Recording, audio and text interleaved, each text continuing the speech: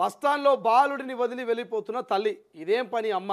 కన్న కొడుకుని బస్టాండ్లో వదిలేసి ఇన్స్టాగ్రామ్లో పరిచయమైన యువకుడితో వెళ్ళిపోయిన తల్లి. గంటల వ్యవధిలో ఇద్దరిని పట్టుకొని నల్గొండ పోలీసులు. తండ్రికి బాలుడి అప్పగించినట్టు. ఇది చూడండి, ఇదే కదా. ఇక చూడురి, ఇటువంటి వార్తలు నేను నిజంగా కల్లో కూడా ఊహించుకోవాలి. ఇటువంటి వార్తలు చూస్తాను. ఇక్కడ చూడండి, ఇక్కడ కనబడుతుంది కదా, ఇక్కడ కనబడుతున్న ఈ తల్లి ఎవరైతే ఉన్నారో ఒక్కసారి జూమ్ చేయవా కొంచెం. ఈ తల్లి ఎవరైతే ఉన్నారో ఇక్కడ కనబడుతున్నటువంటి పిక్చర్లో ఈ తల్లి పాపం తన కొడుకుని, కన్న కొడుకుని బస్టాండ్లో వదిలేసి ఇన్స్టాగ్రామ్లో పరిచయమైనటువంటి ఒక మోతపారి కోసం కన్న కొడుకుని బస్టాండ్లో వదిలేసి ఆయన వెంబడి లేచిపోయిందంట. ఎంత దారుణమయ్యే చూడండి. కన్న కొడుకును బస్టాండ్లో వదిలేసి ఇన్స్టాగ్రామ్ పరిచయమైనటువంటి యువకుడితో వెళ్ళిపోయిన తల్లి గంటల వ్యవధిలోనే ఇద్దరిని పట్టుకున్న నల్గొండ పోలీసులు. బాలుడిని తండ్రికి అప్పగింతనట. ఇది ఏంది అంటే కలియుగం. ఇది ఏం యుగమా? ఇది అంటే కలియుగం. ఇది ఏ యుగం అంటే కలియుగం అని చెప్పేసి గతంలో మనం విన్నాం కదా. ఇక్కడనే ఉన్న చూడు, ఈ తల్లి ఇంకా బాగా కనబడుతుంది పిక్చర్. ఇక్కడ ఉన్నటువంటి వ్యక్తి ఏమో పిల్లగాడు, ఆయనేమో పిల్లగాడిగా. ఈ పిల్లగాడిని పోలీసులు పట్టుకురట. ఈ పిల్లగాడు బస్టాండ్లో ఏడ్చుకుంటూ కూర్చుంటే మనం చూపించినటువంటి ఇమేజ్లు, బస్టాండ్లో ఏడ్చుకుంటూ కూర్చుంటే ఈ పిల్లగాడు ఇక ఏం కథ అని మొత్తం ఆరాధిస్తే ఇక ఈ తల్లి ఇక్కడ ఉన్నటువంటి మోతపారి ఆయనే కావచ్చు నాకు తెలిసి.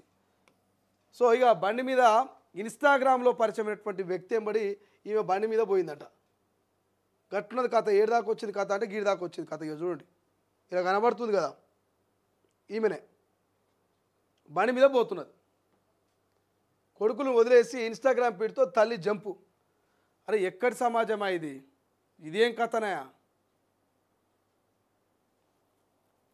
నేను ఇంతకుముందు కూడా చెప్పిన, వీరబ్రహ్మేందర్ స్వామి కాలజ్ఞానం గురించి చెప్తాడట. రాబోయే రోజుల్లో ఏం జరుగుతుందనేది ఆయన ముందుగానే ఊహించి చెప్తాడు. వాయి వరుసలు మరిచి విహార శైలి ఉంటుంది భవిష్యత్తులో అని చెప్పేసి. సో ఇక్కడ వాయి వరుసలు మర్చిపోయారు. కన్న తల్లి కన్న కొడుకును మరి బస్టాండ్లో వదిలేసి ఎవడో ముఖం తెలియనోడు మోతపారిగా ఇన్స్టాగ్రామ్లో పరిచయం అయితే ఆయన మీద బండి ఎక్కి వాని వెనకాల బండి ఎక్కి ముద్దుగా పోతున్నది. ఇది ఏ యుగం అంటే కలియుగం. ఈ కలియుగంలో గిట్లే ఉంటుందేమో మరి పాపం. కలియుగంలా గిట్లే ఉంటుందేమో. ఎడనైనా చూసిరా అనాయ మీరు ఇట్లా? కన్న తల్లి కన్న కొడుకుని వదిలేసి ప్రేమించిన వెంబడి లేచిపోయినటువంటి సందర్భాలు ఎప్పుడైనా చూసిరా? సో ఇట్లా ఈమె వ్యవహరించినటువంటి వ్యవహార శైలి చూస్తే ఆగమాగం అవుతుంది. ఆ పిల్లగాని బస్టాండ్లో వదిలేసిపోతే పోలీసులు ఎవరి పిల్లగాడని ఆరాధీసి సీసీటీవీ ఫుటేజ్లను వెతికితే తల్లే బస్టాండ్లో దించి పిల్లగాని వదిలేసి మరి ఇన్స్టాగ్రామ్ పరిచయమైనటువంటి వ్యక్తితో బండి మీద పోయినటువంటి విజువల్స్ చూసి మళ్ళీ ఆ పిల్లగాని తండ్రికి ఫోన్ చేసి పిలిచి పిల్లగాన్ని తండ్రికి అప్పచెప్పిరట. తండ్రికి అప్పచెప్పి ఆ తల్లి కౌన్సిలింగ్ ఇచ్చిరట.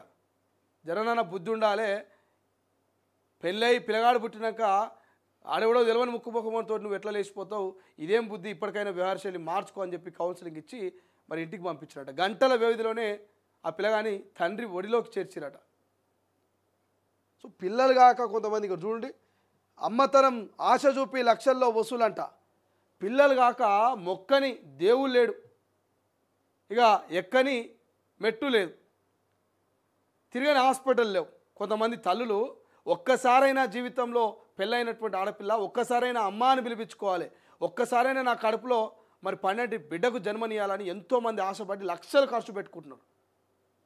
తిరగని ప్రాంతం లేదు, పోని దేవుడు లేడు, కట్టని ఇక మొక్కులు లేవు, ఏం లేవు. అన్నీ తిరిగిరు, అన్ని చోట్లకు పోయిచ్చారు. నాటు వైద్యం, ఆ వైద్యం, ఈ వైద్యం, అన్ని వైద్యాలు తీసుకున్నా కూడా కొంతమంది పిల్లలు కాకపోతే వాళ్ళు ఆగమాగం అవుతున్నారు. నాకు పిల్లలు కాకపోయినా ఈమె పిల్లలైనామే పిల్లగా నిడిచిపెట్టి ఏమైనా వెంబడి లేచిపోవటే.